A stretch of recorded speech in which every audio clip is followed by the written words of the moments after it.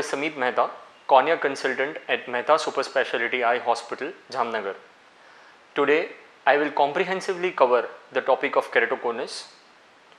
So, keratoconus can literally be translated as conical shape of the cornea. It occurs when the transparent dome-shaped clear surface of the eye bulges and thins and thus turns into a conical shape. Keratoconus in itself affects both the quality and the quantity of vision. Quality means the clarity or the sharpness of the vision, and quantity means the number of letters or lines that you can read on the vision chart. Keratoconus normally affects teenagers and it is a progressive disease, and it slowly progresses over a period of 10 to 20 years, that is into the second and third decades of the life. Keratoconus usually affects both the eyes, but it normally has asymmetric incidence, that is it affects one eye more than the other eye in most of the cases. Prevalence of keratoconus is dependent on the diagnostic criteria used in a study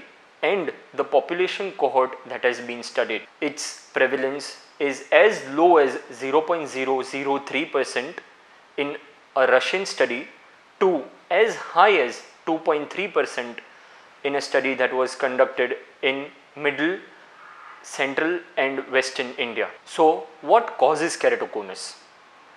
Though we don't exactly know what is the cause of keratoconus, there are various factors which increase the incidence of keratoconus in a particular individual. The most important cause being family history. If a person in your family has keratoconus, you are more likely to get keratoconus. If a parent has keratoconus, they should get their children's eyes checked around the age of 8 to 10 years and also follow up every year during their teenage years. There are various systemic conditions that are strongly associated with keratoconus. They include osteogenesis imperfecta, Down syndrome, Ehlers-Danlos syndrome, sleep apnea, floppy eyelid syndrome and allergic disorders. Allergic disorders have a very strong association with keratoconus. Systemic allergies like bronchial asthma, allergic skin diseases and local allergic diseases like vernal keratoconjunctivitis have a strong association with keratoconus. Allergic diseases of the eye cause intense rubbing in the patients, and rubbing in itself can cause ectasia. Eye rubbing can help the keratoconus progress faster in an individual that already has keratoconus and can individually cause ectasia in predisposed individuals. Race can also be a factor which can increase the incidence of keratoconus in a particular individual. African Americans and Latin Americans, for example, have higher incidence of keratoconus in the United States of America compared to the Caucasians. More such studies are required in India to determine the prevalence of keratoconus in various ethnicities in India. What are the symptoms of keratoconus? So, normally a patient of keratoconus presents with frequent changes of glasses with increase in myopia, that is nearsightedness, and increase in irregular astigmatism. The patient normally complains of monoocular double vision, ghost images, light streaks, halos around bright lights and distorted or blurred images. The patient is intolerant to spectacles in moderate to advanced cases of keratoconus and requires contact lenses for better visual acuity. Another symptom of keratoconus is the gradual intolerance of a patient to soft contact lenses, and the patient requires rigid gas permeable lenses to acquire better visual acuity. So, how do we diagnose a case of keratoconus? Though there are various clinical signs and symptoms which help in diagnosis of keratoconus, true and early diagnosis of keratoconus is made by measurement of corneal thickness and measurement of the shape of the cornea. Corneal thickness measurement is also known as pachymetry, and the shape of the cornea is measured by various devices which consist of computerized video keratography, keratometry, topography and tomography. Ultrasound pachymetry is the standard way to measure corneal thickness, but it has its limitation that it measures corneal thickness only at a single point on the cornea. Newer methods of determining pachymetry of the cornea include Schimflug imaging based devices like the Pentacam and interferometry based devices like the anterior segment OCT. These devices have the advantage of being non-contact machines, and they also provide pachymetry across the cornea. They also help to determine the thinnest pachymetry point on the cornea with respect to the central part of the cornea. The shape of the cornea can be measured either by topographic devices or tomographic devices. Topography devices measure only the anterior surface of the cornea, and they need to extrapolate these measurements to the posterior surface of the cornea to measure the shape of the cornea as a whole.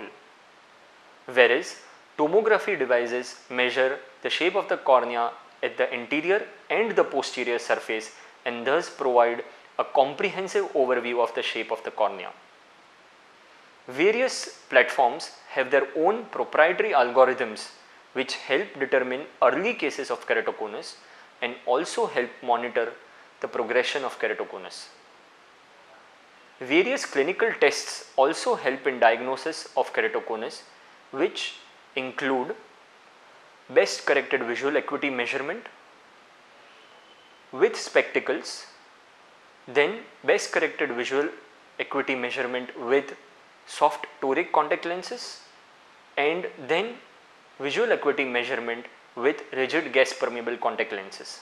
Retinoscopy also can diagnose keratoconus as determined by a typical scissoring reflex that is seen on the red glow in retinoscopy. Now coming to the most important part, how do we treat keratoconus? Keratoconus by nature is a progressive ectatic disorder. That means it progresses slowly over a period of time. Normally, keratoconus does not progress beyond the age of 40 years. However, there are certain reports where it has progressed even in ages up to 60 years. Age itself is a natural inhibitor to keratoconus progression. But we also have to remember that currently we do not have any treatment modality which can reverse the course of the disease. So, it is very important to diagnose keratoconus early and take all the necessary treatment steps to make sure it does not go beyond a point of no return. There are two goals of treatment for keratoconus. One, to prevent the progression of the disease entity itself, and two, to provide visual rehabilitation to the patient. Visual rehabilitation in mild cases of keratoconus consists of spectacles and soft toric contact lenses. However, in moderate to advanced cases of keratoconus, spectacles or soft toric contact lenses are not adequate and the patient may require rigid gas permeable lenses. In very advanced cases of keratoconus, specialized contact lenses like the Rose-K lenses, the mini-scleral lenses, the PROSE devices may be required for better visual acuity. In cases where the patients are contact lens intolerant or where contact lens is not able to achieve appropriate visual acuity due to central scarring, surgical methods can be used to visually rehabilitate a patient.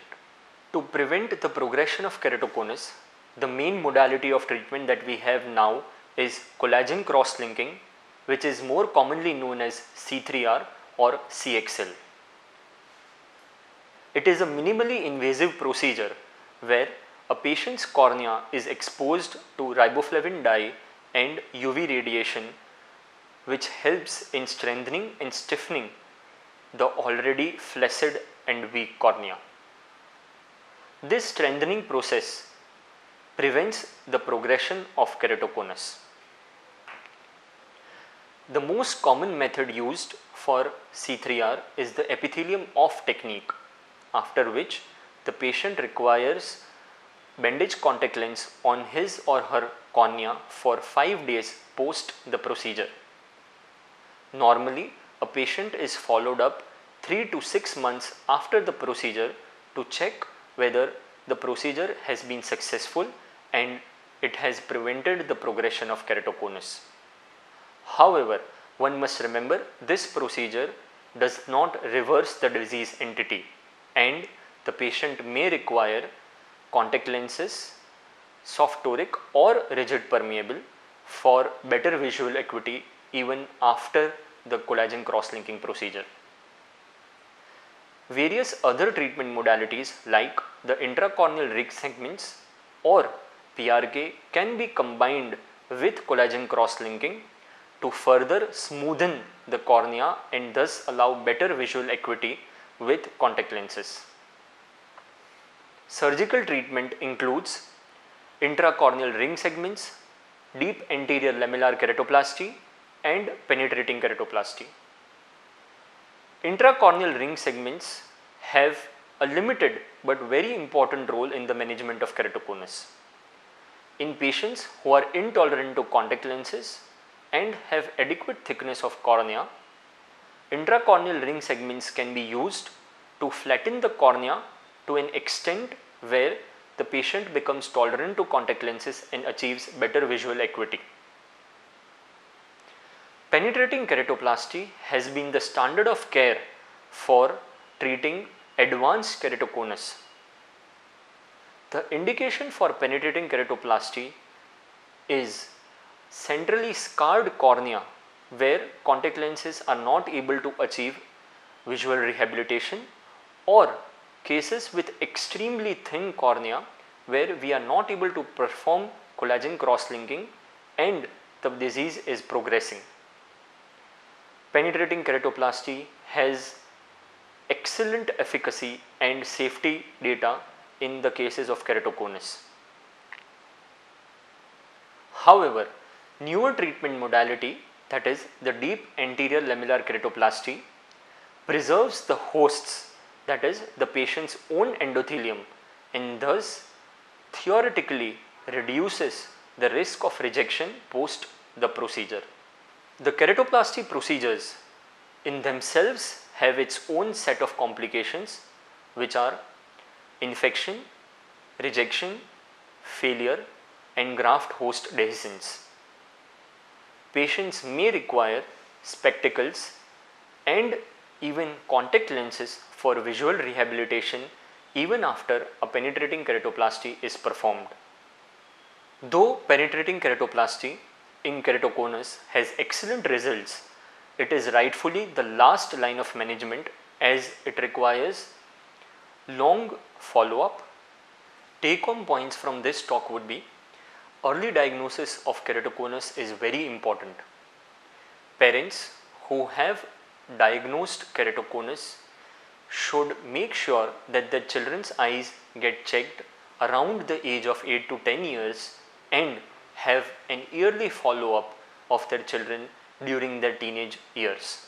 Early diagnosis of keratoconus also helps in early treatment with collagen cross-linking and thus preventing the need for further invasive procedures like keratoplasty. It is very important for children who have been diagnosed with keratoconus to understand the importance of preventing eye rubbing. It is also very important to make sure that any associated allergic eye disease is under control in cases of keratoconus, as allergic eye disease is the only preventable etiological factor which can be kept under control and thus prevent the progression of keratoconus. Thank you.